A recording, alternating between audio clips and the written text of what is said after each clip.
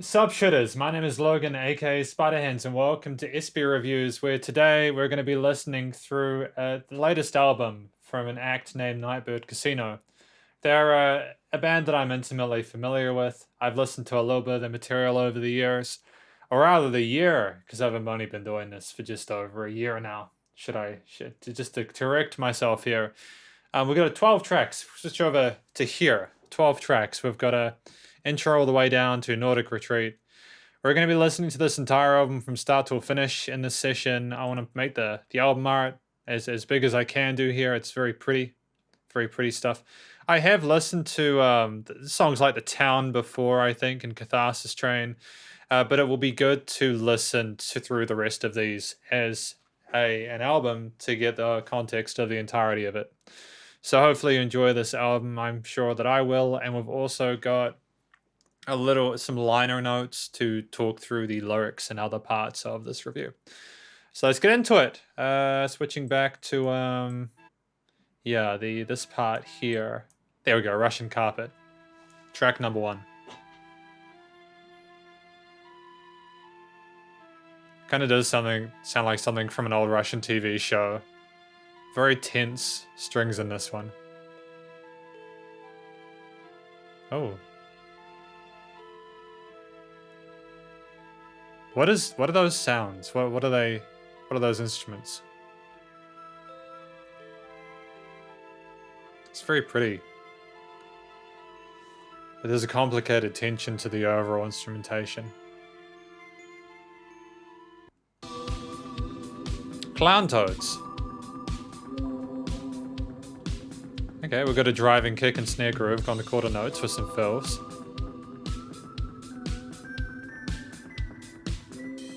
Very free form.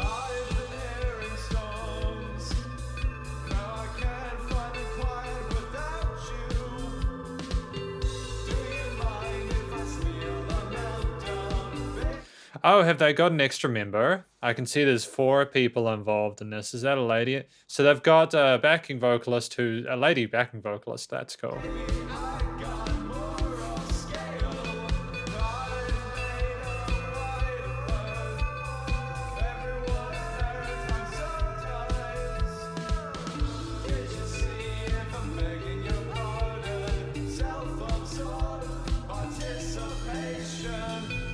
Self-absorbed participation. So we will go through the lyrics for each of these at the end of each song. But yeah, I do quite like the simplicity of the percussion and the rhythm here. It allows you to focus on those lyrics. The guitar is very...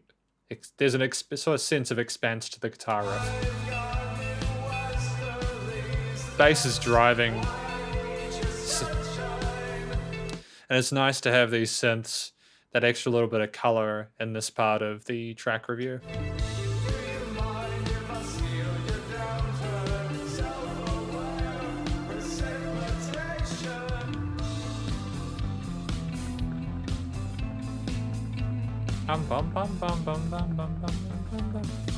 Clown toads.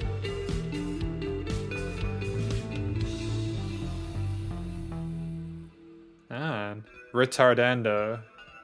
No, it's not retardando. What is it? No, never mind, it was retardando. I used to call it when it slowed down like that retenuendo, which isn't even a word. It's gotten me in trouble a few times. Retardando, that tempo slowed gracefully there. Oh, we got some plucks. Stringed instrument. And a wow, wow, wow. There's a sense of...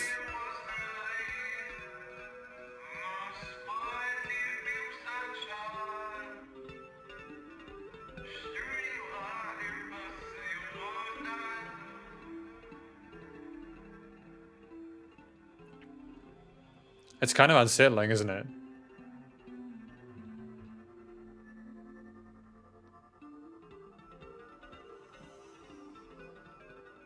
Kind of sounds a little bit experimental. It's great to see Nightbird Casino trying new things, as they typically do. And yeah, this is a lovely liner, isn't it? Look at this. You got all the songs here. Nightbird Casino, Russian Carpet, Clown Toads. I've been hearing storms. Now I can't find the quiet without you. Do you mind if I seal our melt? That's an interesting lyric. Do you mind if I seal our meltdown? Baby, I got more upscale. I've made a wide berth. I've made a wide berth. Everyone is maritime sometimes. That's clever. That's some creative stuff. Did you see if I'm begging your pardon? Oh, so okay, let's just try and figure out each of these individual stanzas. So he's trying to find peace and needs this person to help them with it. I've got more upscale. There, he's making bigger moves, and he's not necessarily looking for her permission to be able to do that. Self-absorbed participation. Self-absorbed participation. Okay, so that's rhyming with precipitation. I've got new westerlies. That's why I need your sunshine. Oh, so he's like a boat, and he's got wind in his sails now. Do I mind if I steal your downturn? Do you mind if I try and take away that wind going against you? And you can be in the boat together, I suppose. Self-aware precipitation. These are some interesting lyrics. So there's some nautical themes that relate to the two of them. So maybe a codependence, but communicating that despite the bombastic nature of the person's behavior, there is still a sense of needing that other person in their life and that they're better off together. That's quite a lot of information from a 2-minute song. I could be completely wrong with it, but I'll own that if that's the case. I'm not known for being totally able to completely nail the meanings of songs on a first or even a second listen, but we will see how we go with the squid. I just want to have a quick listen more to this. Yeah, we've got some really nice vocal harmonies here, and occasionally we have the extra vocalist come in. Or maybe there's like 2 or 3 different backing vocalists. I'm not sure, man. It's been a while since I listened to Nightbird Casino, but it's cool to hear they're still going. The Squid, number 3. Oh, this is a lot longer, isn't it? I'll put this up for a little bit. So I'm supposing this follows off the synthy atmospheric bit we had at the end of Clown Toads.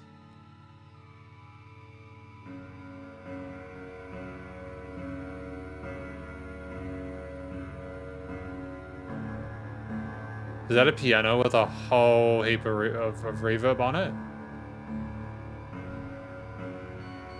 Very moody, very dark.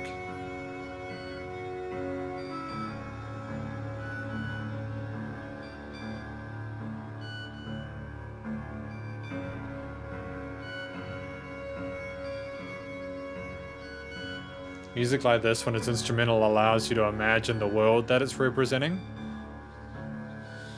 This kind of sounds like someone walking down the road without any... Oh.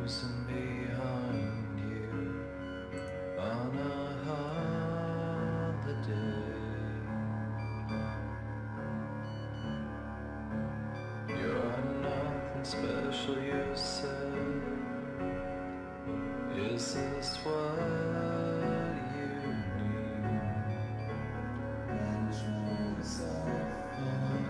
Every hand in pieces. I won't tell on you. Bum bum bum bum. But you see, you get a 2-note bass line, and then you've got this piano line that's repeating, and then you've got the bum bum bum bum. I'm wondering why these different elements have been put there. That's the second reason that I'm not alone. Who are you? Who are you?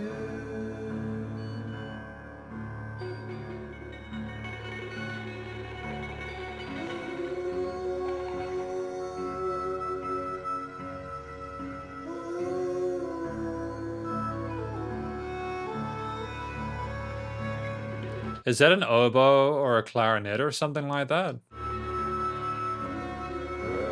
down in my grave. We have you now.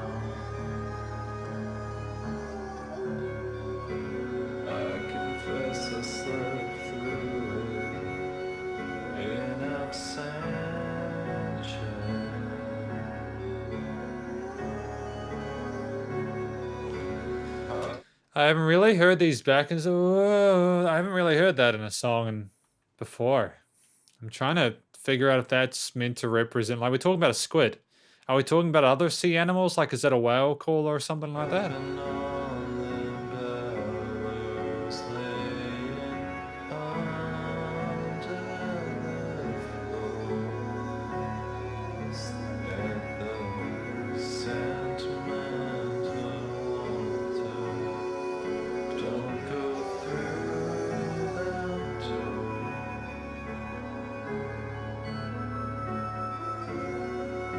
So we're rolling with this main piano theme and bass line for most of the song at this point. That's cool. There's more about the story that's being told than the musical progression.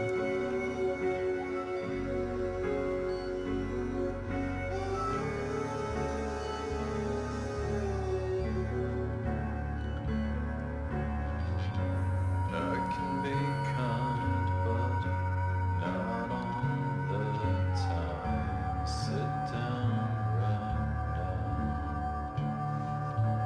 I mean, I don't believe it. I completely agree with that. Sleeping, Who wants to be kind all the time? hate this thing they say.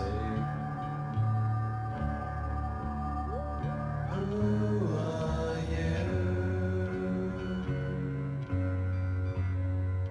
Who are you? I don't need any handouts from the devil, you know.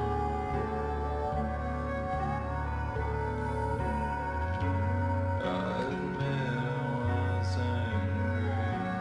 Who wouldn't be?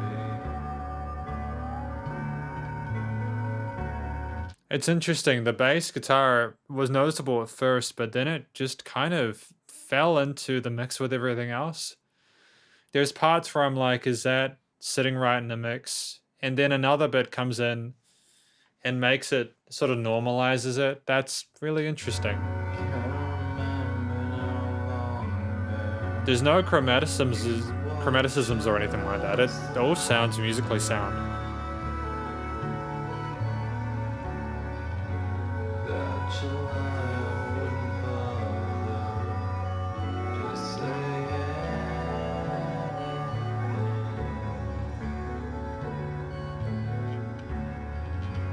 I don't know.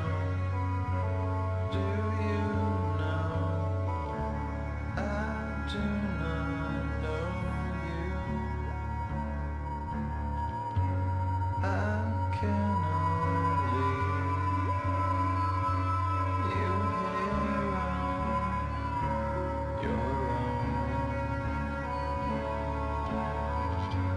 Even in the darkness, you're uneven tide. This is very different from Clown Toads, isn't it?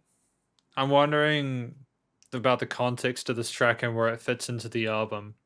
Whether this is one of those albums that's sort of so it's chronological, or whether it's about different elements of the overall concept.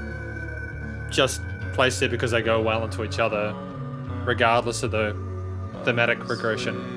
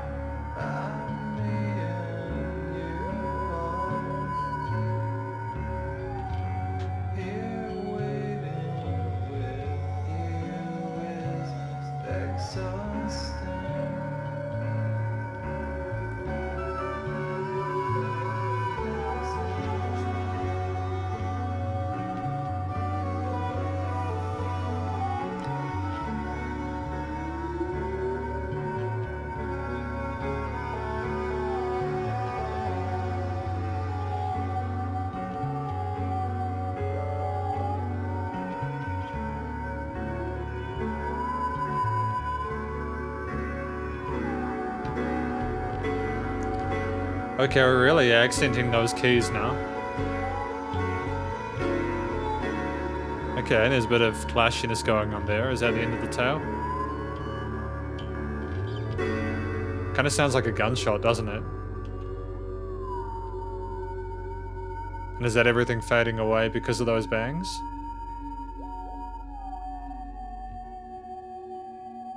Kind of sounds ethereal a little bit. Still has that subnautical theme to it.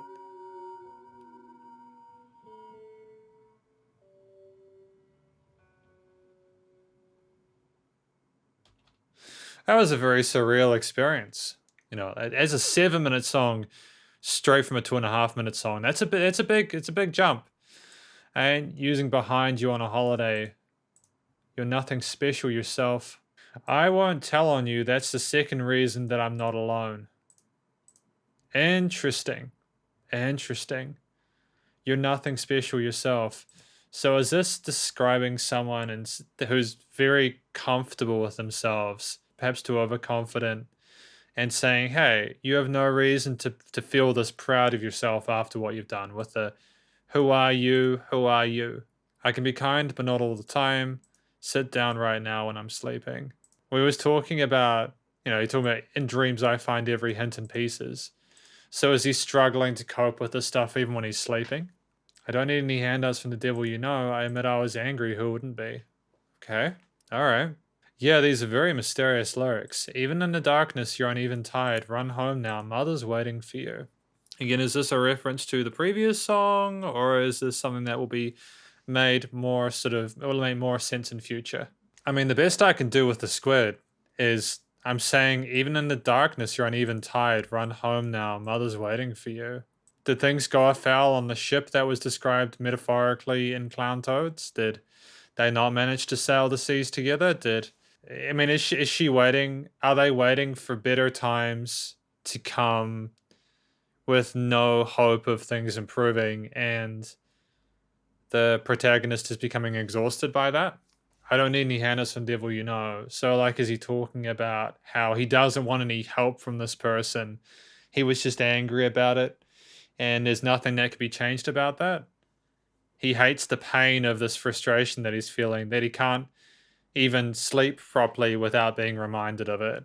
He's aware that he can't leave this person on their own, but regardless, it's just a very, very difficult time. That's the best. The best I can do. Yeah, that was a deep one. The squid. I'm hoping I'll get more of a context for these tracks as we go along the album. But Scarlet number 4. Scarlet is also the name of a really cool song by a band called Periphery.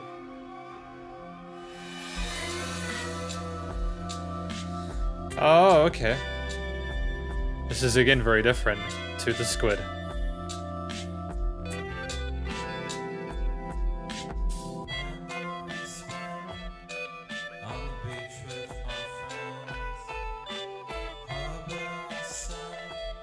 Reversed delays on those guitars. Or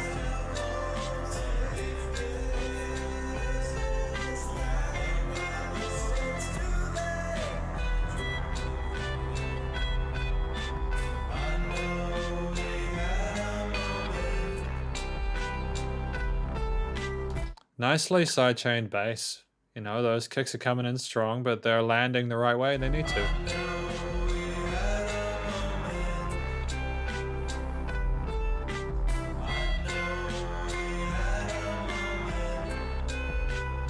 Okay, they had a moment.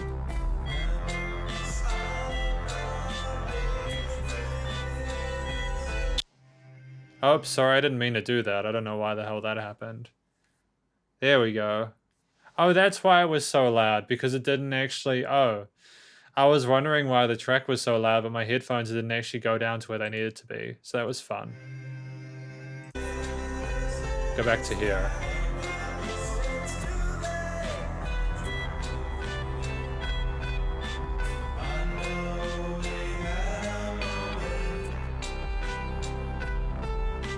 This is actually easier to hear the mix properly now, because before everything was quite loud.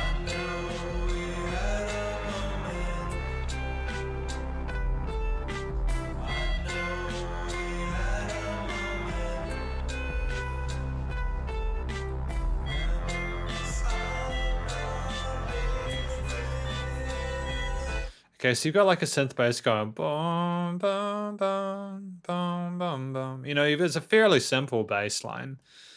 The chord progression is following that.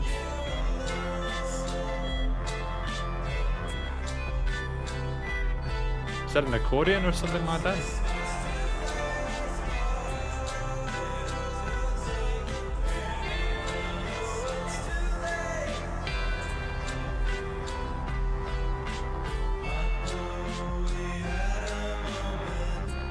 So the main lyrics that are coming through,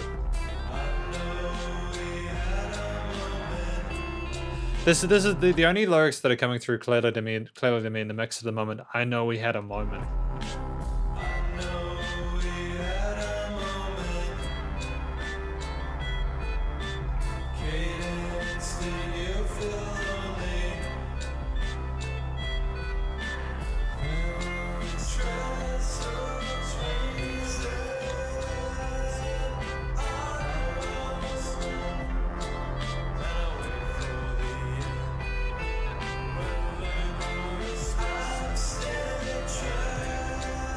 So the tricky thing with having more than one vocal melody at the same time is I'm not sure which one as a listener I'm meant to be paying attention to, whether this is something that is done as a repeater or if it's two different sides of the coin.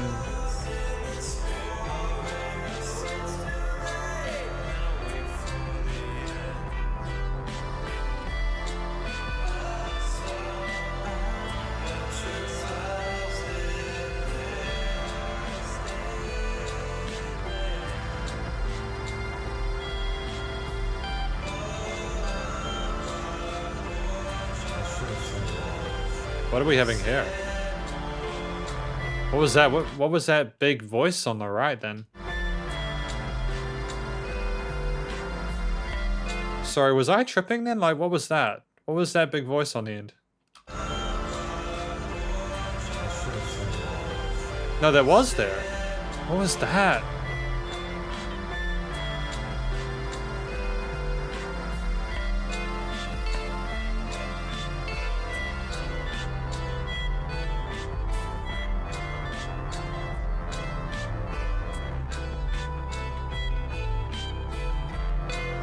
The guitar and the harmonic instruments are quite dominant in the mix. It's a very bass sort of oriented percussive line. And there's a bass solo as well, that's always cool.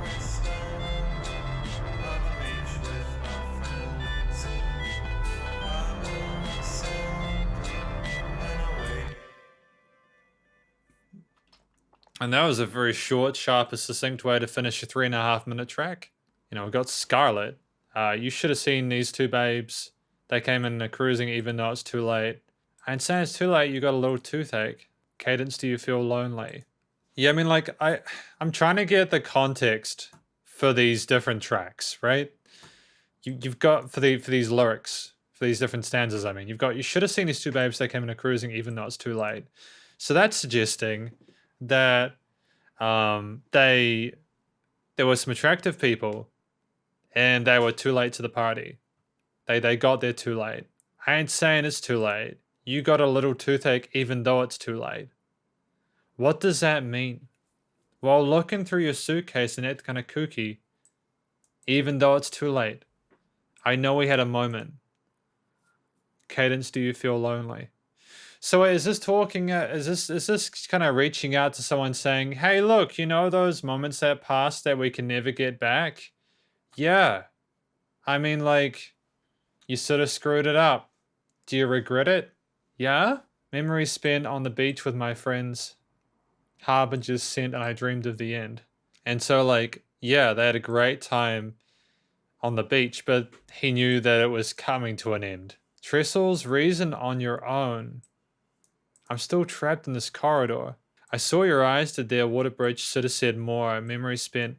Like, I mean, I'm sure this is very, very personal to the vocalist, you know. And I'm sure if I just take a moment to think about this, I assume, is the toothache from the fact that there was too much sweetness or that it was kind of artificial or something like that, and they had too much of it and they got burnt because of it? Yeah, man, half of these It's like I'm a detective trying to figure out the meaning behind the lyrics. You know, the music was very dreamlike with those reversed guitar riffs and well, not reverse guitar riffs, like the notes were reversed, like it was a reverse reverb or something like that. You know, that there's a function to reverse the sound of notes like that. And the bass was very thick and full in the mix, and it made it seem like it was like a dream track from like an 80s film or something like that. And I enjoy that. I think that's really cool. It's cool tonality. Just you've got someone who's like going back through their memories and trying to sort of calibrate what actually happened and make sense of it. And it just seems like such a shame because seems like things got really, really messed up. And there's like regret in the eyes of the person that he's talking about, and he doesn't want to hurt them alone. And but it's just too late, and he's waiting for the end now. It's too late for them to make peace with each other. You know, it's almost like bum bum bum. You know that bass line that was happening in Scarlet. It resolves to this kind of definite kind of it's over kind of vibe to me, to insinuate there's an understanding that things can never be repaired. You got the town.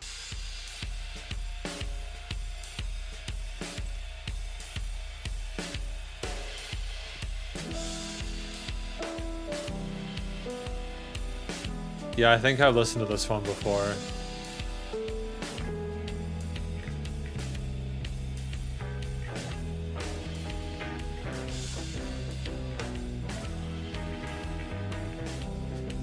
Some nice bar chords with some extended harmonies.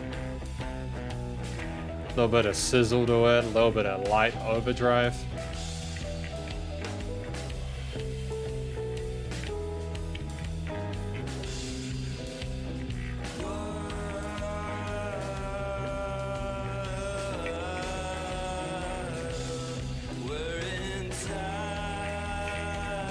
I remember this.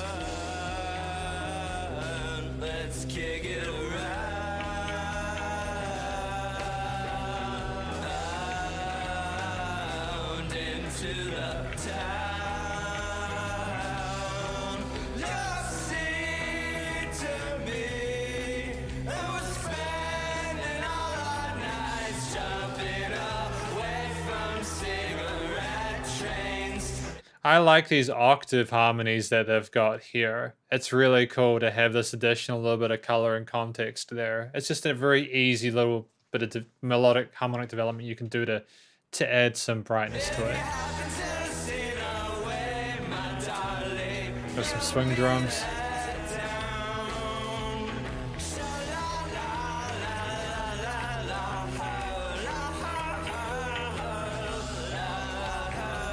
Are they in town and they're drunk and they're enjoying the town and having a good romping kind of time with everything?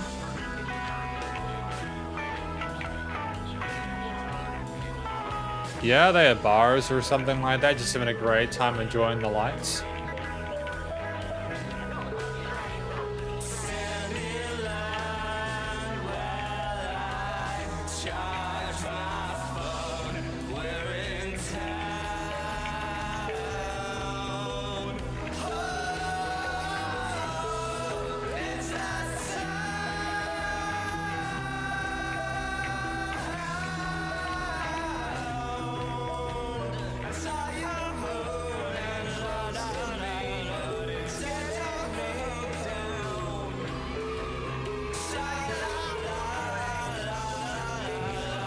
That reminds me of the Five Nights at Freddy's Yay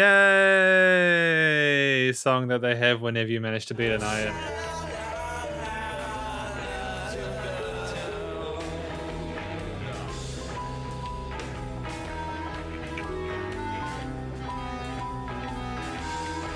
We got the clarinet coming in.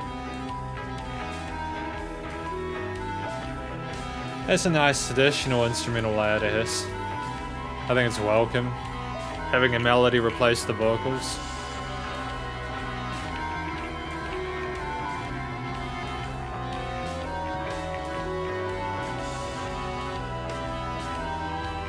It's very bombastic, like your average night on the town. Kind of symbolizes it well. You've got these different noises and these different influences, some of them harsh, some of them soothing, to indicate that it's a very vibrant, energetic part of their existences.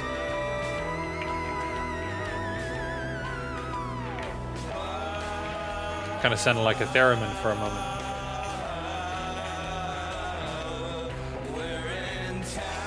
And they're concluding with it. Cool.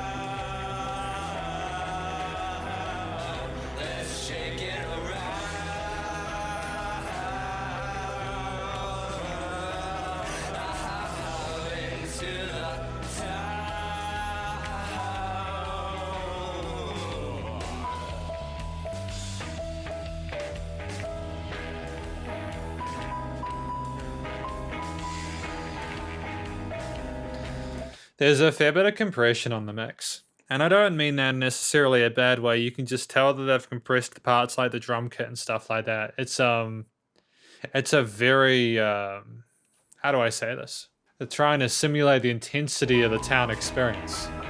I think in a positive way.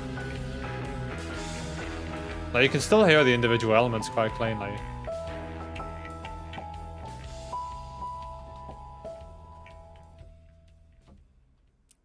They've recorded an actual piano, haven't they? That's good. That's a real smart move. Well done. Yeah. You can tell, you can hear the keys. That's the thing I miss about hearing more piano-based recordings, is that when you use MIDI samples, you don't often get the sound of the keys. And it's such a shame. Yeah, it was very charming. It had a nightlife kind of vibe to it. You had like a lounge, like a jazzy nightclub, you know, where they have the drummer performing some swing beats. And the way they performed the vocals sounded like there were people singing together as they walked between pubs. You know, there was a joy to it. There was a lot of fun to it, you know? Well, we're in town. Let's kick it around into the town. You're obscene to me and we're spending all our nights jumping away from cigarette trains. If you don't see the way, my darling, you'll be let down. Stand in line while I charge my phone. We're in town. I saw you moving close to me, but it's getting me down into the town.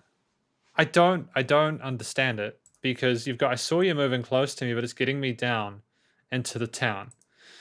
So the person doesn't want them near, but then is it saying that like they want to maintain some sort of distance emotionally, but they still want to have a good time? Is that it? Is it discussing the contradiction there of like just wanting to enjoy yourself without getting too sort of into it with other people? Yeah, I suppose I saw you moving close to me, and if you hadn't see the way, my darling, yep. Those lyrics make sense together.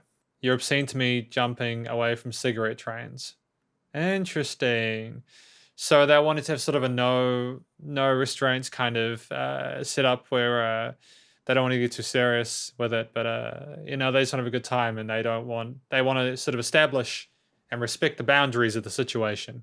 Interesting lyrics. You know, this is why it's really cool to be able to read through the lyrics, because you know, there was a bit more depth in this than I could hear when I was reviewing all the other instruments, and I think that's something that's really powerful. You know, those lyrics adding that additional layer. I mean, that's an obvious thing. Of course, lyrics are going to add an additional layer to a musical performance, because you don't have a message a lot of the time unless you have a singer singing the message. But it's more like it's more like if you don't hear everything, you don't get the full picture. You know, I can understand this. It did sound like people, yeah, as I said, it sounded like people in town, and it sounded like some session musicians were narrating the two people and trying to enjoy themselves again with those boundaries. We've got Cascades, number 6.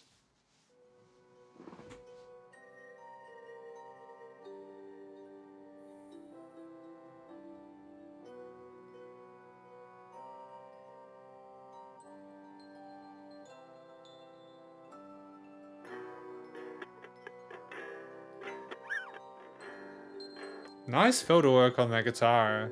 I like the EQing of it.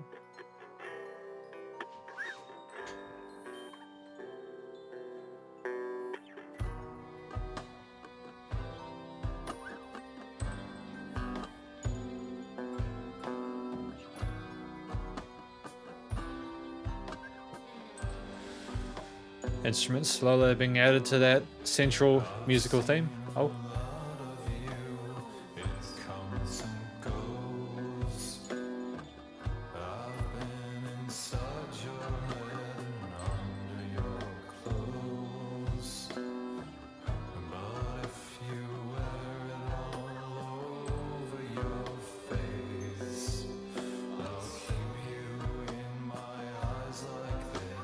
Sorry, that's not cool. I don't know why SoundCloud just went and did that in the middle of me listening to some tracks. Sorry about that. I wasn't meaning to give you an ad for SoundCloud. SoundCloud's just being a dick.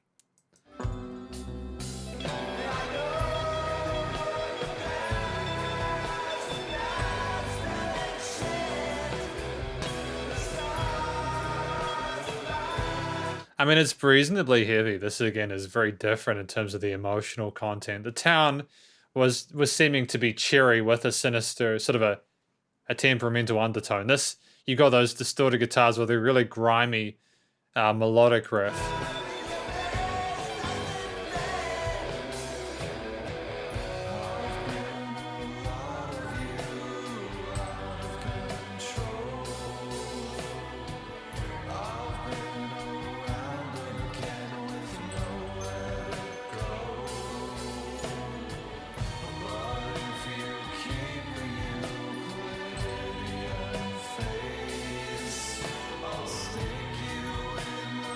You got similar harmonies to what we had with the intro, where you had these like Eastern European brum, brum, brum, brum. You've got these being repeated. Those thematic things work with the idea of a Russian carpet like that.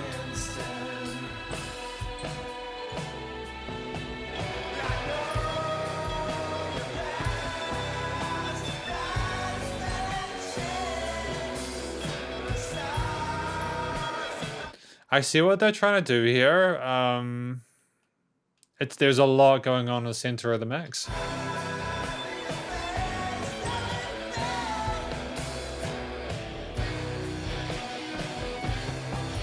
It's nice to hear the guitars more spread out now.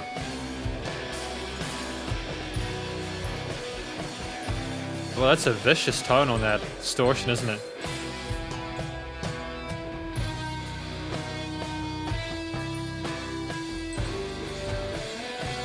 There's some wah guitar.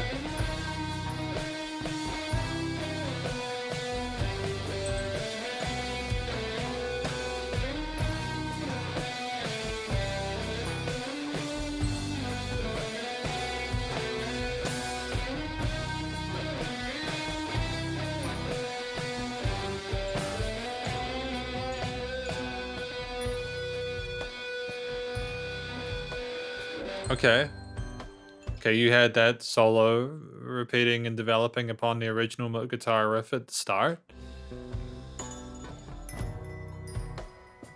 And you got some little twinkly trinkets here on this side. And that's an interesting step. I'm wondering what that's meant to represent.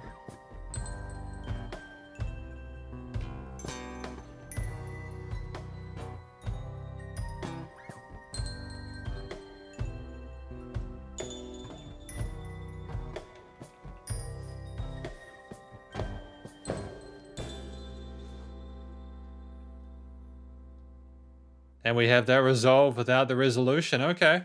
All right. All right. I see you, Nightbird Casino. Cascades. Oh, cool. Favorite part of this. That's the joy of spending around $400 on custom lighting panels. Is you realize too late that one of them is coming off the wall, and then the second one comes off the wall, and then the third one comes off the wall, and then you come home and the $400 worth of Nanoleaf panels has just fallen onto everything below it, where there's like 3 different keyboards underneath it, and you've also got like the stack amp I've got here, and then I've got my custom PC on this side. Now you guys can't see that I've got a few toys in this room, but that's fixed now, so hopefully it won't fall over, and we won't have any more issues with the power. Great.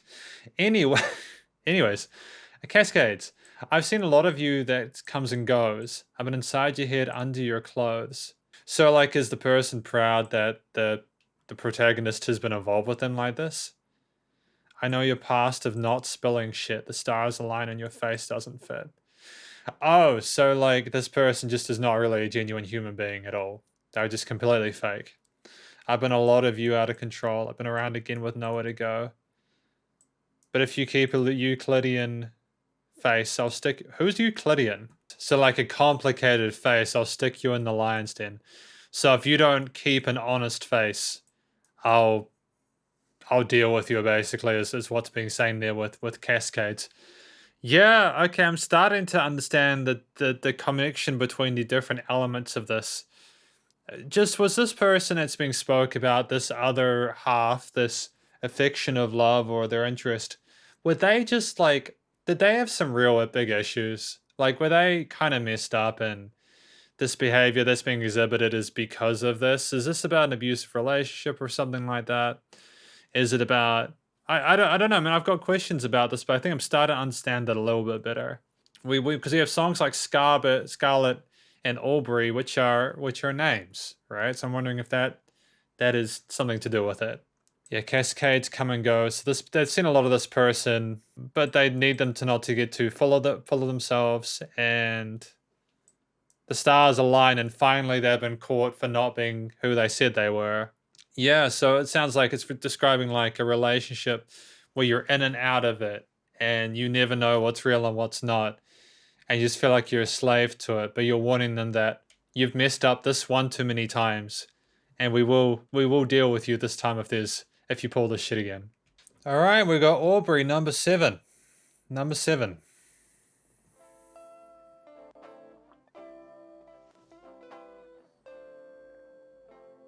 This is very pretty and very quiet.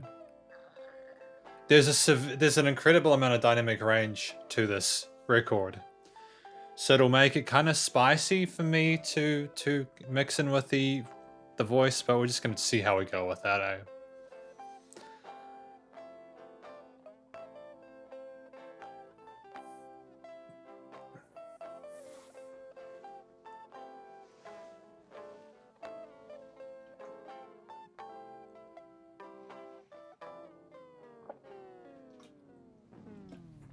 That was a very happy sounding thing. That's got messed up. Okay, we're going for a much darker tone with those 80s dark wave synths.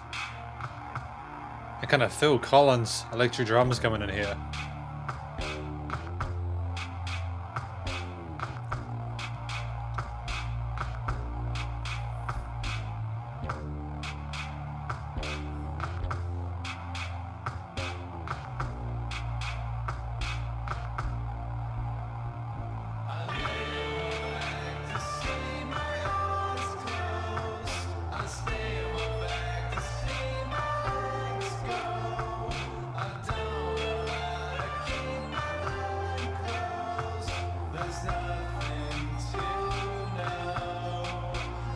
I don't know how to keep my mind closed. There's nothing to know.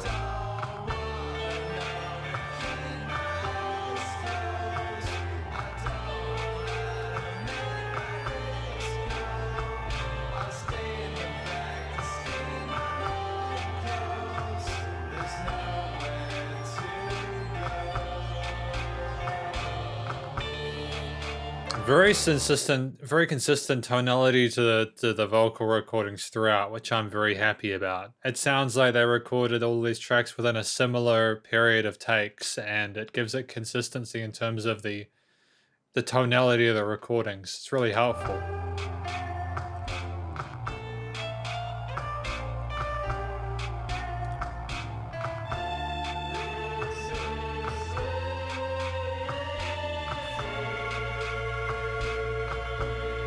That's a harsh,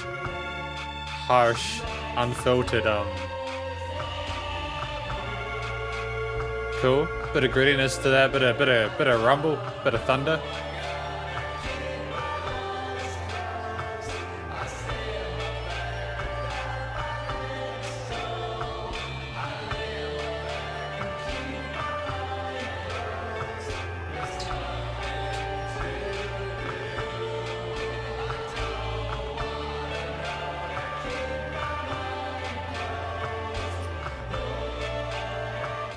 You have this ascending which never seems to find an end. It just loops. It sort of resembles sort of a rebellious nature to it, or a confusion to the overall situation.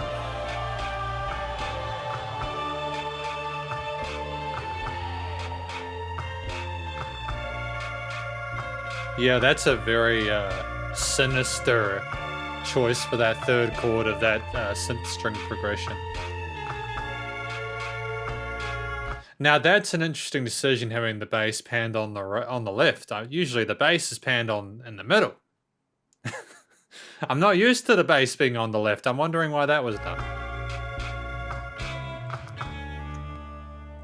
I mean, usually you would put the bass on the left if you're wanting to, like, say, hey, you know, there is something that's far more important in that low end here. Maybe it was a decision made because the kick was in the center, but then you'd usually sidechain the kick. Maybe they didn't want to sidechain the kick here. I don't know, man. Aubrey. I lay on my back to see my eyes closed. I stay on my back to see my legs go. This is so crazy. She likes the taste of me.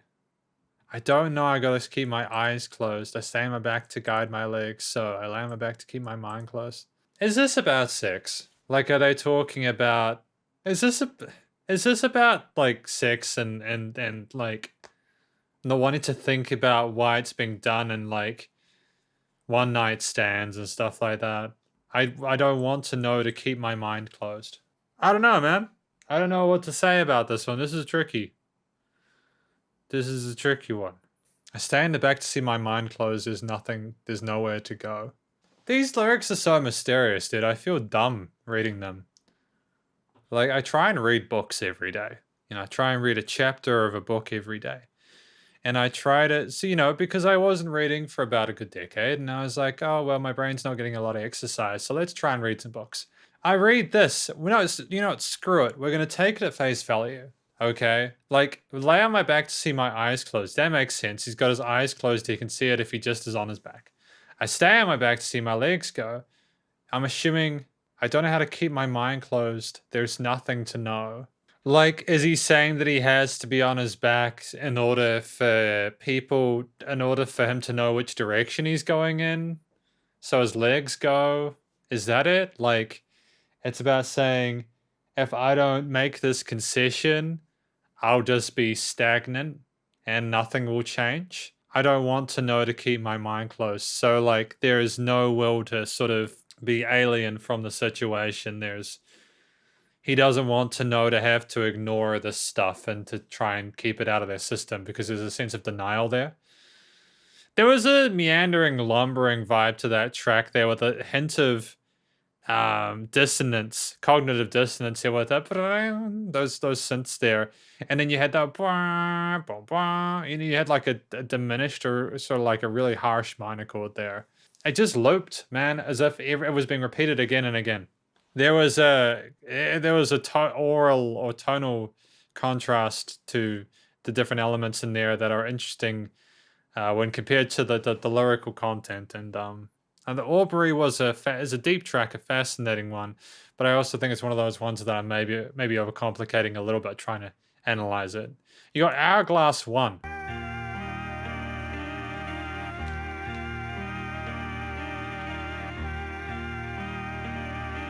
This is very dreamlike and very beautiful.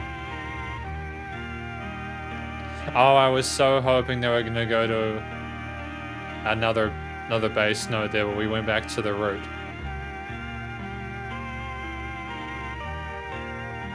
Oh, you're just teasing. You're not going to do it, are you?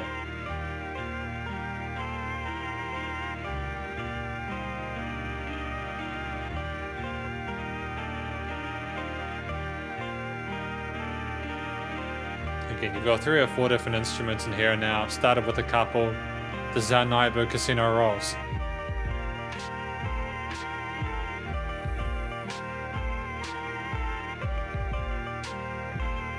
Are these like trappish kind of drums coming in here?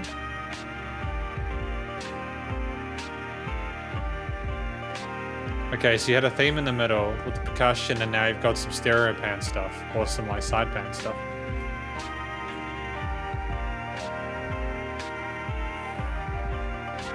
Again, just layers added.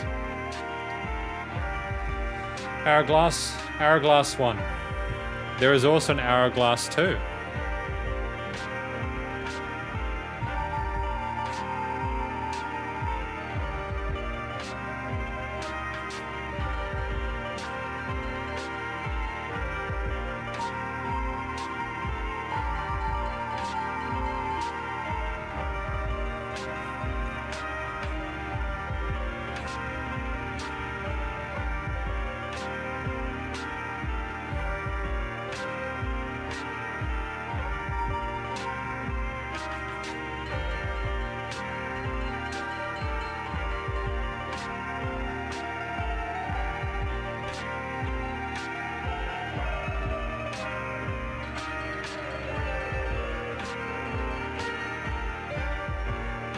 Is this about time passing?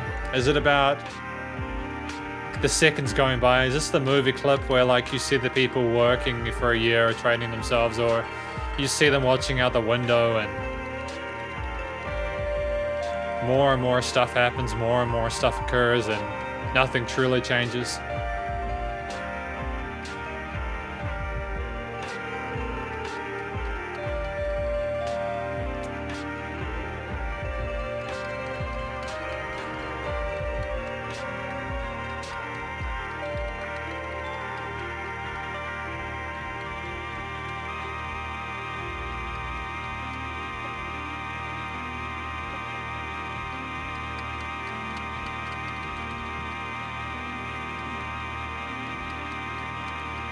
Yeah, that vibrato there is a little bit unsettling, to be honest.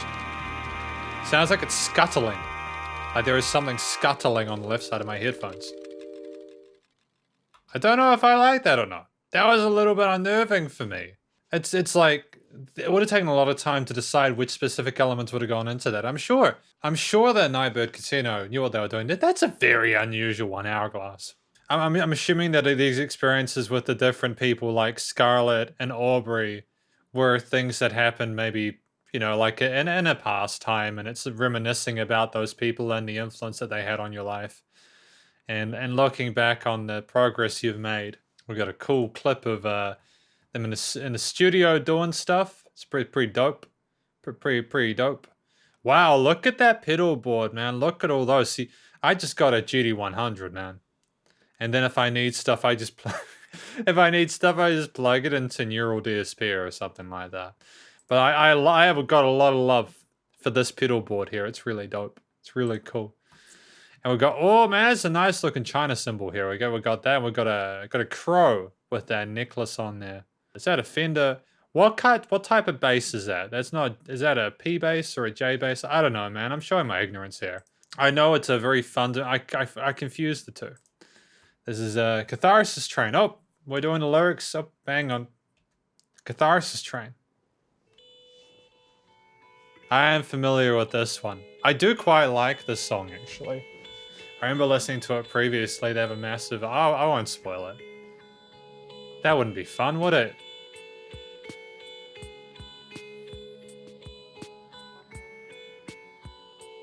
Phase, stereo, pan, phaser.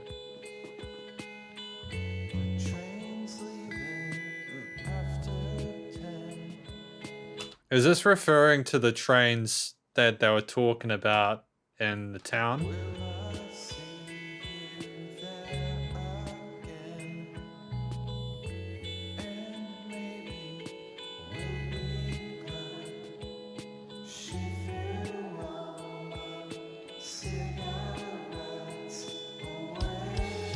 Oh, they were talking about cigarettes in the town, weren't they?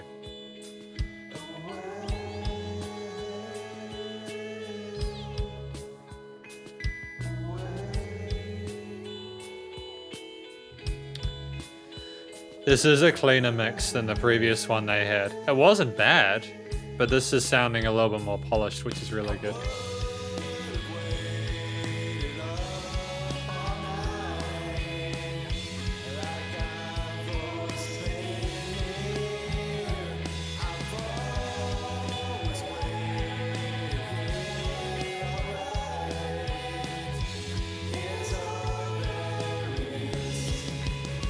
I really like that. That's all there is. I like how we have that higher range vocal part there to finish it. It just gives that all there is line a lot more presence, and it makes it stand out in the mix.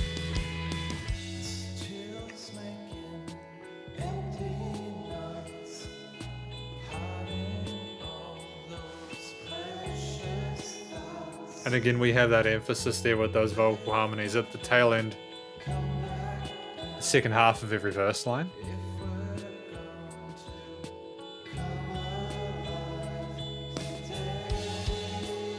The bridge again.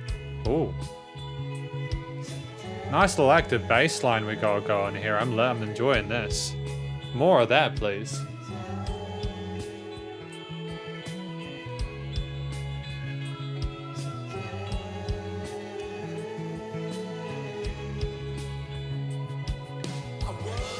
Good. Sick.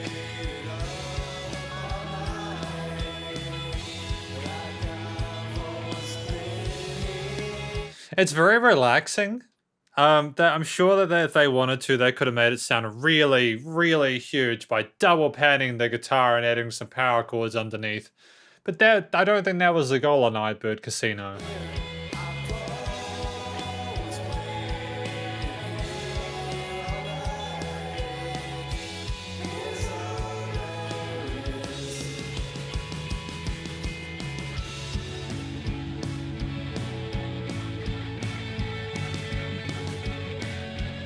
Almost tempted to try and do a cover of it.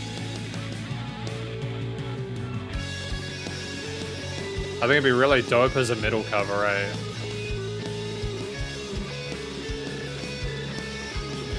I don't know if I'll be able to play this, but this part sounds pretty ridiculous, but...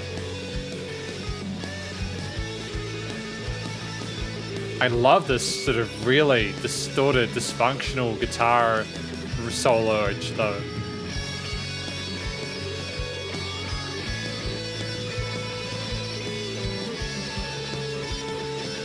It's gritty and filled with trepidation and like someone wants to fight you, you know?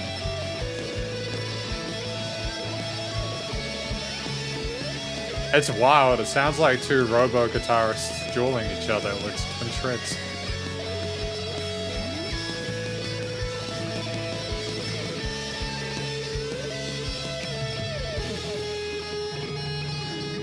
Oh, that's fun. That has a real Muse, Radiohead-ish kind of vibe to it. And I'm familiar with the fact that Nightbird Casino are fans of Radiohead. They like this kind of stuff, which is probably where some of these influences come from. Catharsis Train. Probably the reason why I haven't sort of talked too much about the musical aspects of it within listening to it is because I'm familiar with it, which isn't that fair to people who haven't listened to this track before. So if I'm to try and skip the parts that people I would have been aware of simply by listening to the song, the composition itself was very, very simple. You know, you had an intro verse, sort of instrumental bridges where the last part of the verse was repeated, and then you had the choruses, and then you had that last section where I suppose it was meant to be the melodic interpretation of what the vocals are talking about as sort of twin guitar solos. And the drums were fairly supportive throughout. There wasn't too much dramatic percussion, too many wild drum fills, because it didn't really need to be. The vocals were lovely and had a warmth and beauty to them. It was like a friend kind of wishing you farewell. That's the kind of vibe I got from that. And very gentle tonality to the, very gentle sort of style to it. None of that harshness from some of the previous tracks, The train's leaving after 10, will I see you there again? And maybe we'll be glad she threw all my cigarettes away. So is Hourglass after the things happened in the past and now they're looking back on it and wondering if it was the right decision? I would have waited up all night like I've always been here. I've always waited here, all right? Here's all there is. So all there is the person not being there and the emptiness from that not being in your life anymore. This show's making empty knots, hiding all those precious thoughts. Thoughts? Thoughts? Is that what I think it is? Thoughts. They've got to come back down if we're going to come alive today. What is this? Okay. I don't know, man. I don't know how to interpret that. What is empty? I'm understanding this part. Especially when you consider Hourglass.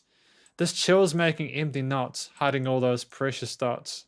What does that mean? They've got to come back down if we're going to come alive today. What is that? I don't understand the lyrics. I've listened to this song twice. I've reviewed this song twice now. I still don't understand the lyrics. It's confusing for me, man.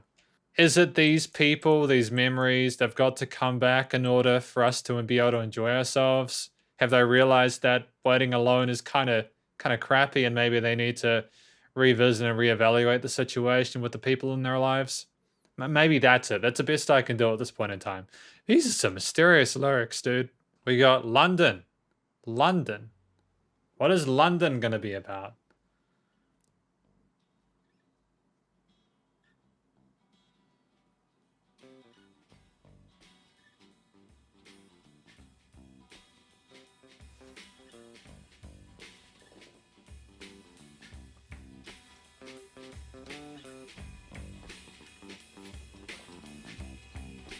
Okay, we'll go that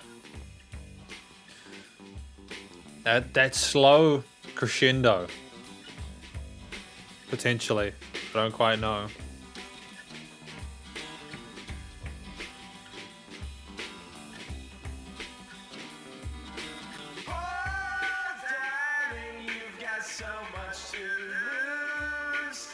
We've got a radio filter on these vocals. That's very interesting.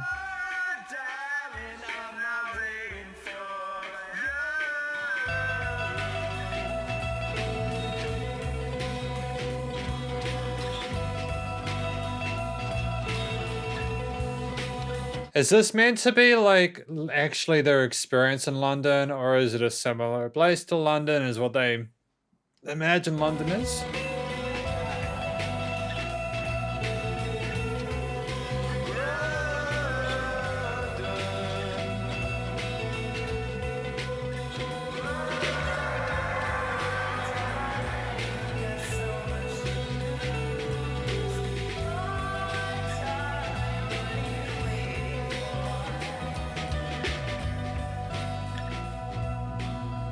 Hey, it's nice to hear a soloist from the lady singer.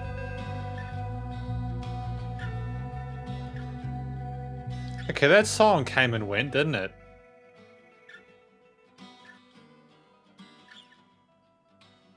Okay, you had 2 guitars, bass, drums. What else did you have? Let's just have a listen to that again.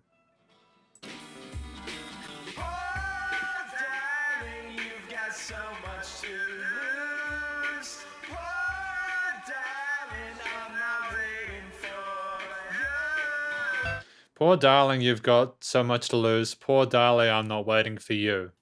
Yeah, poor old darling, you've got so much to lose. Poor old darling, I'm not waiting for you. Poor old darling. So the hourglass is, that time has passed and the person isn't the same fool that they used to be.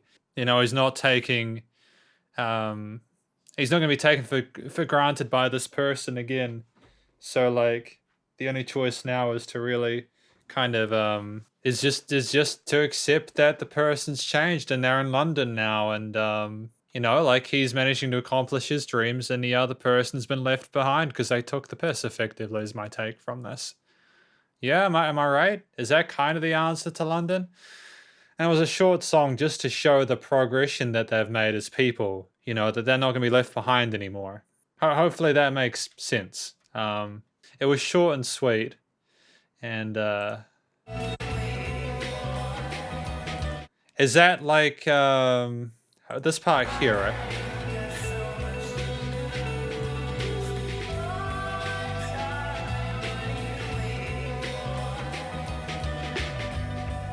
Oh, poor darling, what are you waiting for? I don't know, man. I don't know what to make of this one. That's a confusing one, but at the same time, it makes a lot of sense. But yeah, you know, people just change with time, you know, and you you know, so sometimes the changes for the better. Yeah, we've got a Ketos number 11.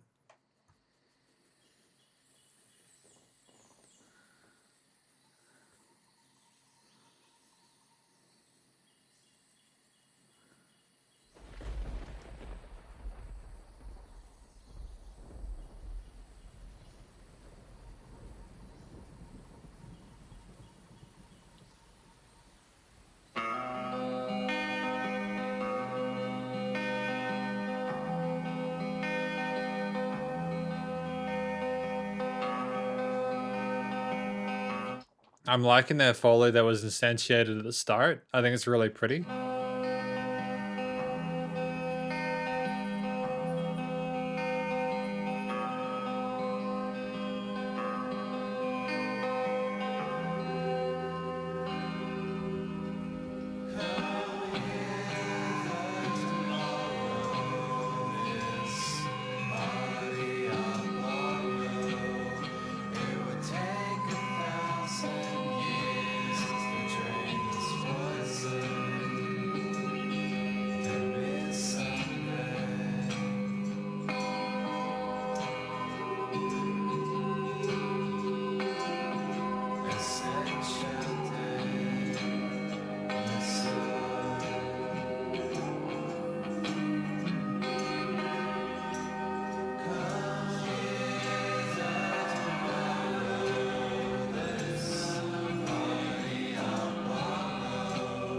It's weird not to have drums in this, but I think the shakers are enough to keep the groove going.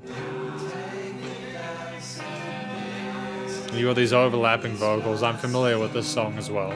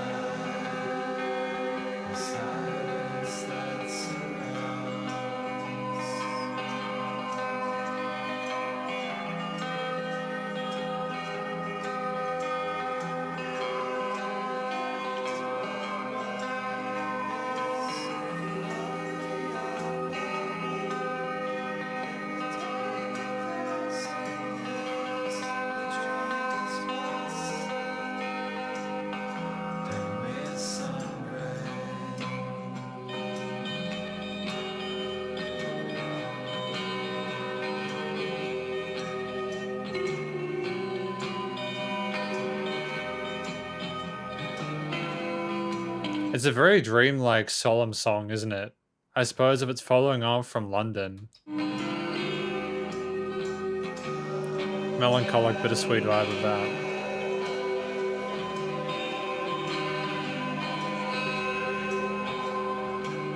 If you're wondering why I'm not commenting too much on the music within this, it's just because I'm listening for changes. Because you have that main theme here.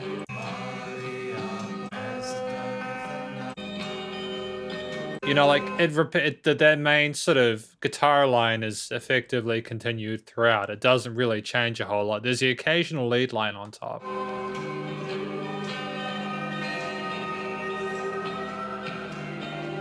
You got that wow, and I'm not entirely sure what that is meant to be. Is it a? Could be like a guitarist. I don't know what that is. Is that like a guitar that's being slid? And you know, is that like a very slowly slid guitar? What is that?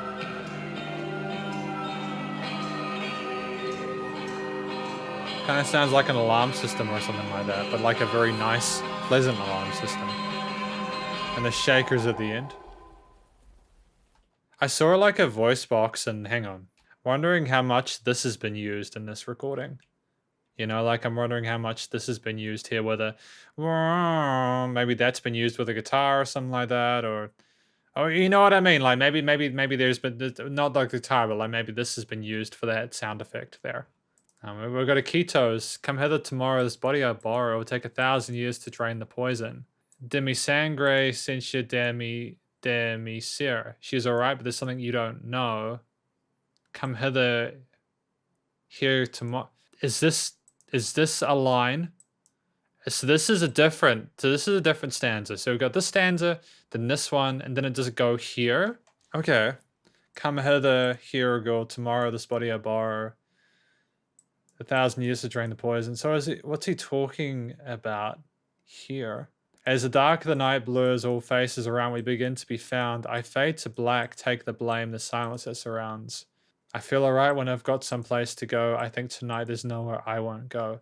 So, I don't know, like if we look at London or other places, to drain the poison, it would take 1,000 years to drain the person. Of my blood, something in my... Something to me, sir. Of my blood, something of my... It's tricky, isn't it? Of my blood, essence of my being, right? So is his essence the poison? Is there so much of himself that he can never escape the pain or anything else that's involved in this? As the dark night blurs all faces around, we begin to be found. I fade to black. The silence that surrounds, so that they become someone else and at night time, and they're exploring themselves together, and they're different people. There's something you don't know. I think tonight it's someone you know. Are they both different people? When nighttime comes around, I feel alright when I've got some place to go. I think tonight there's nowhere I won't go. Oh man, this is confusing. You know, like there's a lot of darkness to these lyrics, and there's like a malign acceptance within the tone, the harmonies of the song itself, and there's this interesting sort of discrepancy between them that I can't quite facilitate. It's not necessarily a bad thing. I just can't put two and two together for some reason. I'm really struggling with it. I get it. I kind of get it. Is it that they can only be themselves at night, where they can truly be themselves and they don't have to try and lie to each other? Is that it? Is there something more than what's been given here? I'm trying to read into it to like understand it fully because I don't want to half-ass this. But I also don't know what more I can take from it. There's a lot of these lyrics are very personal to the band, and there's a story of that they know and that they're telling, and I completely vibe with that. I completely get it. But my brain is like, I'm just not putting two and two together. I feel really dumb reading these lyrics. You know, I've read. It's not like I struggle with reading stuff. Like I've read books on investing for goodness sake. I read the book that oh shit. Yeah, like I read like the big red book that Warren Buffett read when he was starting out. It's 800 pages. It's just talking about numbers, and it breaks you and builds you again. That kind of book. It's not like I'm incapable of reading, understanding material that's very, that's complicated or anything like that. I have a capacity for it. I guess I have to accept what I'm being provided with these lyrics. You know, as a night. Okay, I mean, my my understanding of it is that it's just talking about, you know, they're people that they are during the day, and at night nobody else matters, and there's these sort of contradictions and struggles that they deal with in regards to each other, things they don't know about each other because of the multiple faces they have, but the lines blur and they do the cycle again, or maybe they found each other in London. You know, maybe they gave each other another chance, and this was, you know, the thousands of years is they it's going to take them a very long time to recover from where they were, but they're trying to find themselves again anyways. You know, they're willing to give it another shot, and we've got Hourglass 2.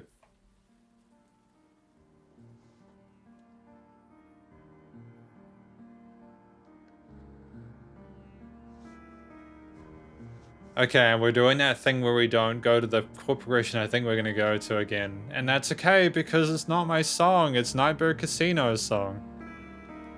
If you're wondering why I look a little bit shifty, it's because I had to fix something up before and then I saw a massive spider crawling across the ground. And I have no idea what the spider is and it's freaking me the fuck out, but it's okay.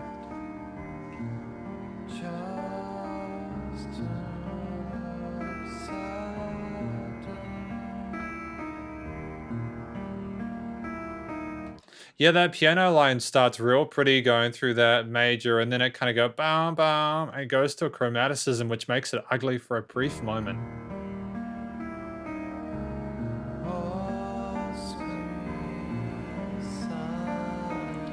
Okay. Now it's nice.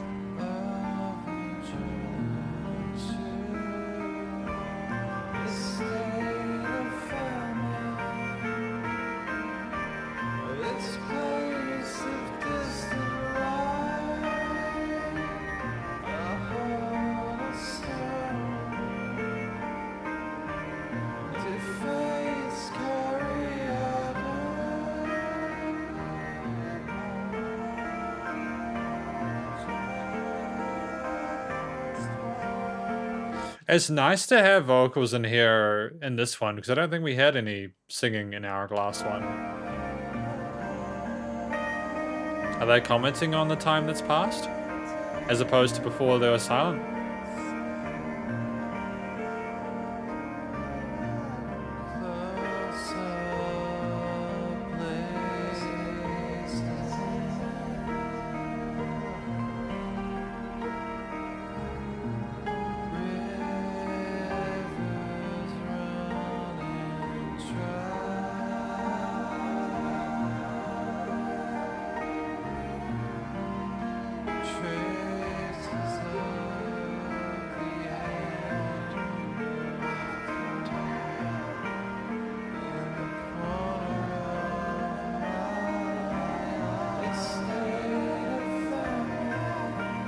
Yeah, like it just sounds like a dream sequence.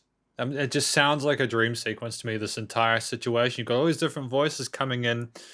There's not a super duper amount of oh man, what's the word I'm looking for? There's not a whole lot of intention going on here. It's not like there's a specific line or train of thought that's being highlighted here.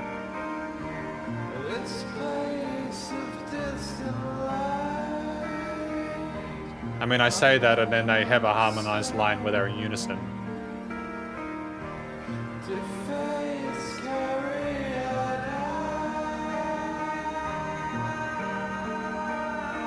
Never mind, just ignore me, dude.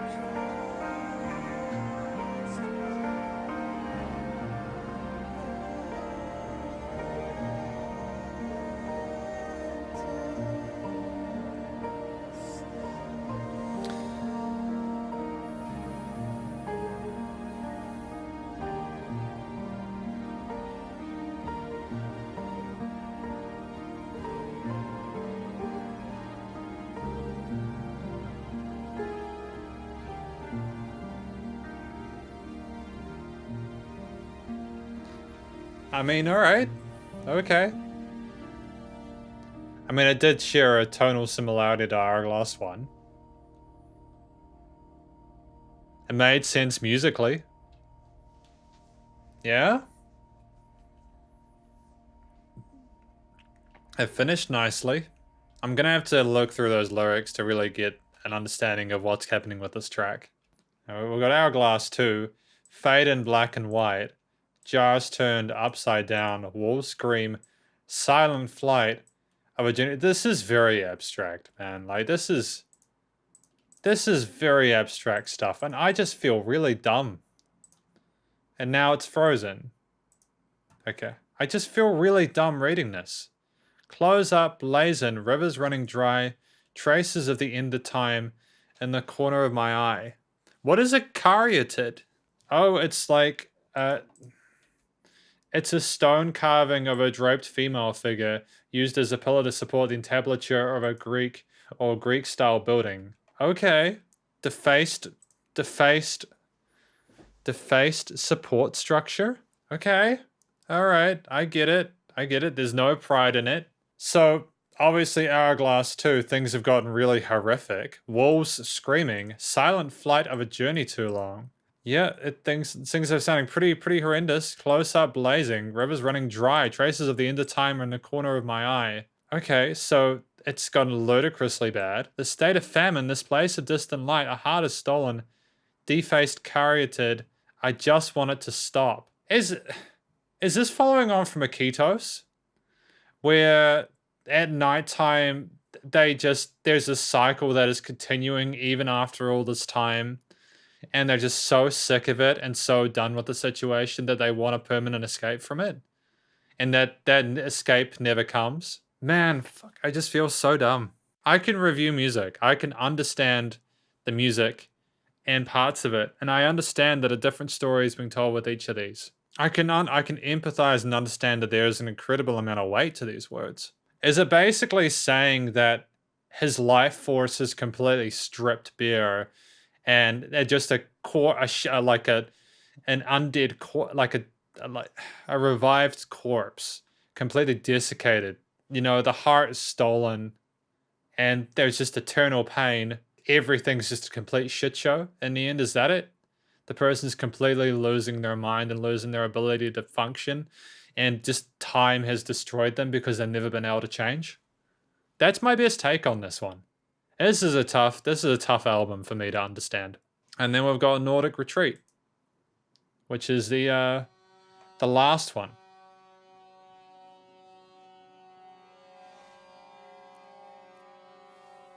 I didn't see lyrics for this one, so I'm assuming that this may be an instrumental, but I could be wrong.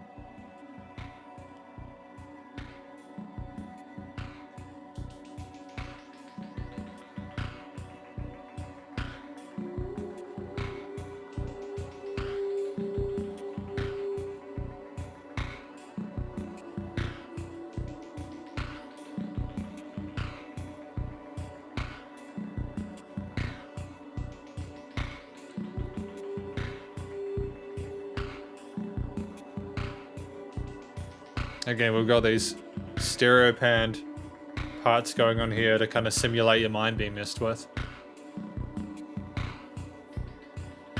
It's a very unsettling experience listening to this song in particular. Sounds like a wolf on this side of the headphones.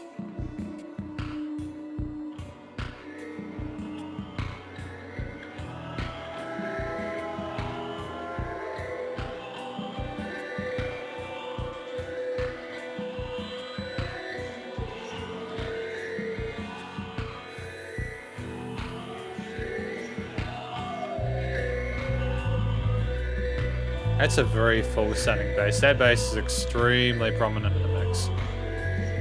There's quite a lot of that bass in the mix. And it's just gone. That was a stylistic thing, I assume.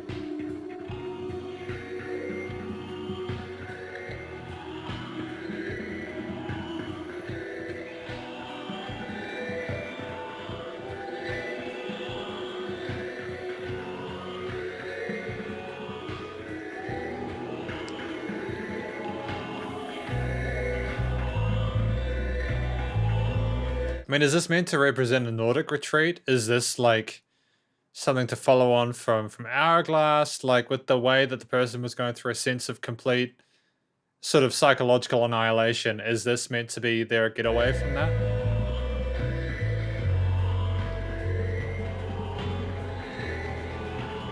I got questions, dude.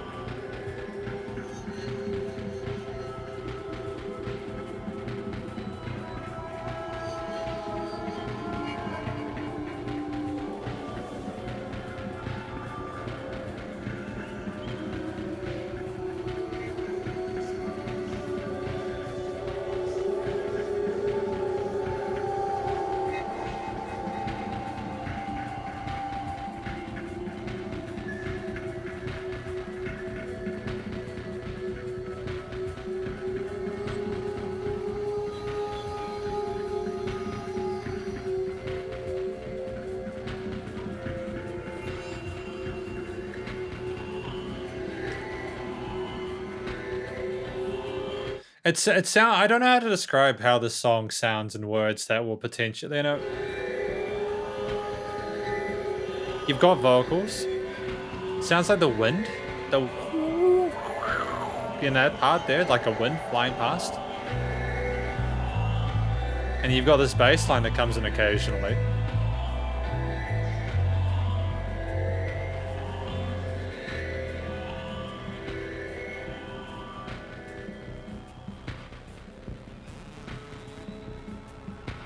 I'm not really sure how to review this one, to be honest. This is incredibly sort of experimental. It's almost verging on avant-garde.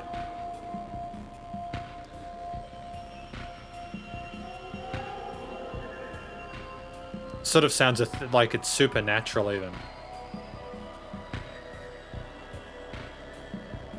You've had that drum beat occur for the entire time to have some anchor point for the song.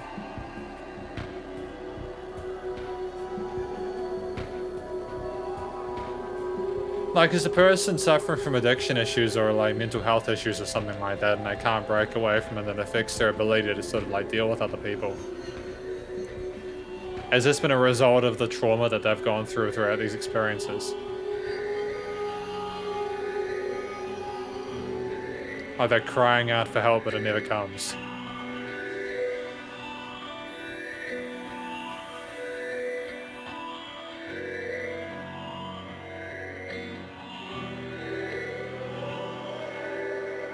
I don't know. I genuinely don't. I don't know, man. This is a very difficult one for me to sort of like get my head around. I'll fly to the end. We're right back. You know, like when I think about Russian Carpet by Nightbird Casino, this isn't really the ending I was expecting to have. This album is a lot darker than what it sounds like. You know, there is some serious kind of, from what I could tell from some of these tracks, there was some real dark shit going on. And you know, I've outlined each of the tracks at the various points where I've looked through the lyrics for them. And if we look through here, a lot of work has gone into each of these songs, and I've got a, yeah, I'm assuming it is.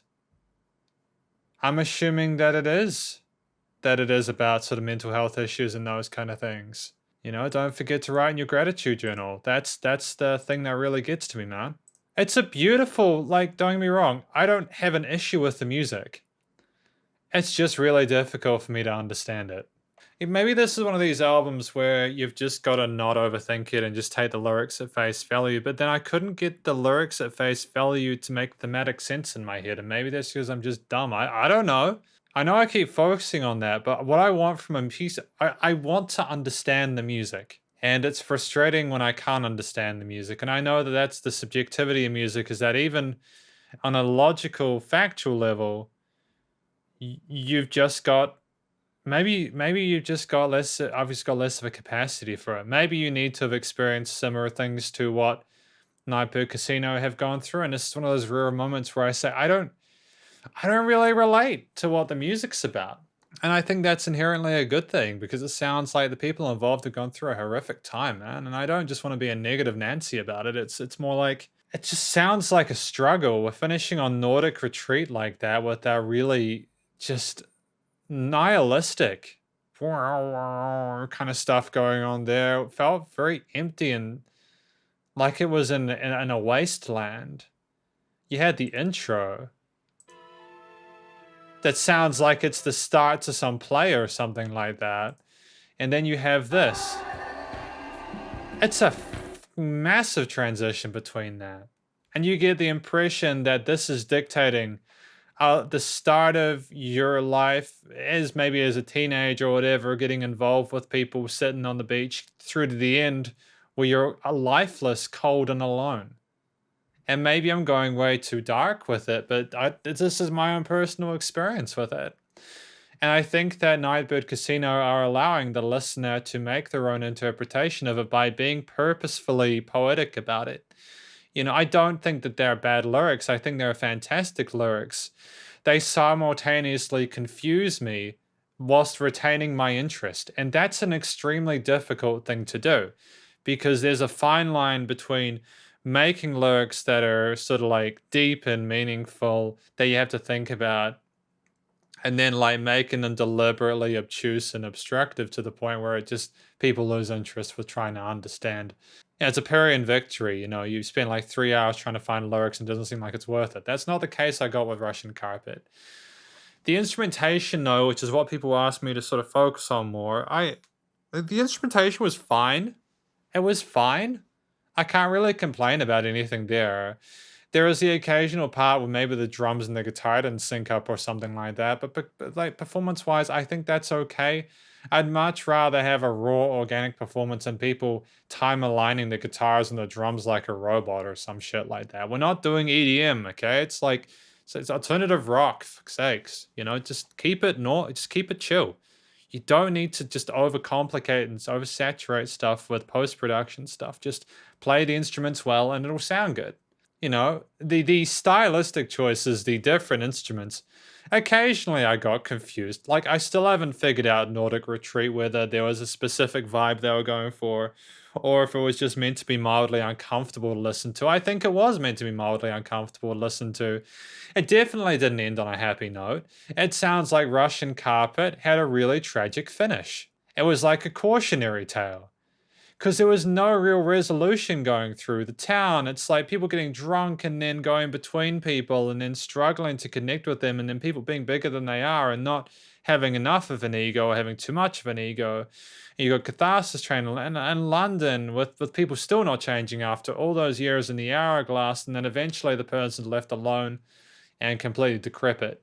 The mixing, the recording was well done. I think that the recording quality of the different instruments was pretty good, and it would have been difficult to get all of those different instruments sounding the way that they did. Like, I can't imagine what would have been involved in recording things like the piano, for example, or something like that, where you need a big room to be able to record a piano. You can't record it in a small room. You need to have some size to that. And for the keys to come through as well as they did was fantastic. I don't know about the mixing and mastering to me was interesting. They had some very strong. They made some very strong moves there in some respects. There were some parts where some instruments were just plain more dominant than others, and I think that was a thing they did on purpose as an atmospheric kind of thing. It's not like it was an issue when you had all the instruments behind a vocalist or something like that. They not only knew how to mix things for the sake of a song and the different elements being coherent and sensical, they also knew when to really sort of screw with you a little bit and your expectations and have something a little louder than usual just to keep going away. What is that? You know, I think that's a smart move. A lot of music nowadays is sanitized to the point where it's uncomfortable, or I don't know, maybe I'm just projecting. It just seems like it's a bit. People make it sound like it's a bad thing to not have everything within a 0.25 dB where it should be. Like, you can't take risks. And to be fair, a lot of music is mastered to a point where if you do have something that's a bit too loud, it'll completely digitally distort and it'll sound like complete garbage. But Nightbird Casino, this album was more of a direction towards the atmosphere, the environment of the music, as opposed to simply telling people messages. And I think that when you've got a quintet like this, you have room to play around with that. I think it's good to have moments to explore everyone's strengths. This would have been more of a team effort. No, I'm not saying the other one wasn't, but when you've got, I think they maybe they had more people involved. When you've got more people involved like that, you've got these different elements, and there just will be a different result. But it worked out in the end. But like, definitely the lyrics are a lot darker than the music, and it's just something that my brain is still getting its head around. My favorite tracks off of this were probably, I mean, the squid made a lot of sense. The town was a funny one. I took it at face value the first time listening through it. The second time, it was weird. It just that there was a sense of joy to some of the vocal performances, but then you understood the context, and it was just depressing. It was just depressing. Catharsis Train is just a banger 7 days of the week. I still want to do a cover of that song, but I'll wait a while until these guys get their album out. And there were no weak tracks, just Akitos. It's just that, like, the musical concepts were good individually. There weren't any moments where I was like, wow, that's something I've never heard before. But I still think that this is a really positive development in regards to Nightbird Casino and what they're capable of as musicians. Technically competent. Compositionally, there's occasional very raw, rough bit. But again, with these guys, because they're so atmospheric with the way they write their music and there's a sense of symbolism behind it, you can't tell whether or not it's deliberate. I guess if we take it at face value that it's deliberate, then there were some parts I just didn't like for the sake of them not sounding good to me, but I understand why they were there. Does that make sense? I think that it's not the band's decision. It's not a band's job to make me feel comfortable at the end of the day, and I recognize and respect that. So I think in that way, an album can do incredibly well despite the fact that it doesn't make you necessarily feel good. I don't necessarily feel better than I did before I listened to this album because I've considered the weight of what's been put in front of me, and I just feel sad, man. And like, this to me, the line here, don't forget to write in your gratitude journal, that means that we're on the right page. That one line there is, hey, I found me. Hey, that gets me emotional, dude. I've never been featured on anything like this. That got me a little bit. That's the thing. I do these reviews, and sometimes I act like I know stuff, dude. I'm just a dude who listens to music on the internet. Um, at the end of the day, I gotta hand it to Nightbird Casino. This is their new record, and I can tell they put a lot of time and effort into this. And I know that music isn't a meritocracy, but this is the kind of music we need. It's music that isn't designed to make us. It's made designed to make us to think in a way that's not condescending, in a way that's not completely abusive of our time and attention. Like I've listened to stuff which isn't designed to make you feel good. Like this is respectful of the listener. There are some people who make music deliberately offensively, like King Cobra, for example, who I did some reviews of just because I was curious, and I'll never listen to him again because it was just I just can't. You know, you don't want to go back to that. But Nightbird Casino, this is a different project, and I think that they have achieved what they wanted to accomplish with it. Yeah, Russian Carpet. Wow, that was a big journey. Oh, before I go, I just realized I haven't spoken about the musicians themselves. Like I've gone through this entire album, and I haven't really spoken about the instrumental or vocal performances. If we'll go through the instruments one by one. We've got the drummer who kept the beat the entire time, explored his drum kit fairly competently, knew that he didn't need to be involved with every single track. But when he needed to, he kept the groove going. And I'm assuming he was involved with some of the other percussive elements. We've got the guitarist, the guitar lines, which went between like jangly kind of indie arpeggios to some power chord, gritty overdriven chords. And you have, of course, had some lead solos from one or more guitar takes. And there was never a moment where things sort of sounded too dissonant or whatever. There was always a fundamental care and understanding of the coloration that a harmony needed to have in regards to the solo that you were doing, and it was well done. It was well done, and in addition to this, you've got the bass player as well, who was occasionally coming in there. He was definitely present in the mix when he was there. He had a nice groove to it most of the time. He knew when to take it slow when they needed to have more of a sort of a foundation to the bass line as opposed to sort of a moving groove that worked with the drums, and altogether very competent. You had like woodwind instruments occasionally, which added a nice different texture to the mixes when it was required, but there wasn't too much of it that it became stale. You had the piano lines there, which were fairly minimalist for the most part. There weren't any super ridiculous neoclassical solos or anything like that. But I think to have an additional layer and a similar frequency to the guitars, it was nice to get a nice timbre change, and it was very, very welcome.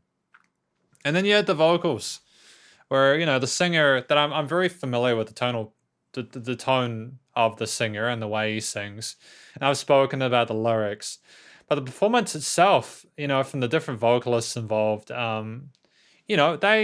they knew how to work together, and they also knew when to step back and just let one melody be the dominant one. There wasn't a whole lot of legato-ish flurry to it. There weren't any really wide vibratos. There was a complete lack of auto-tune, which I love it. Please don't. Nightbird Casino, please don't. It just wouldn't suit this music. Although I'm not trying to tell someone how to be creative. It's just, dude, if there'd been auto-tune in this, I would have... With the really raw tones you've got with the other instruments, even when you had those electronic sort of drum samples or whatever, it just would have been very alien and very sort of uncomfortable, I think. But that could just be me. Yep, there was most of the melodies were very simple and repeated between the verses and the choruses, and the way that was functional and meaningful.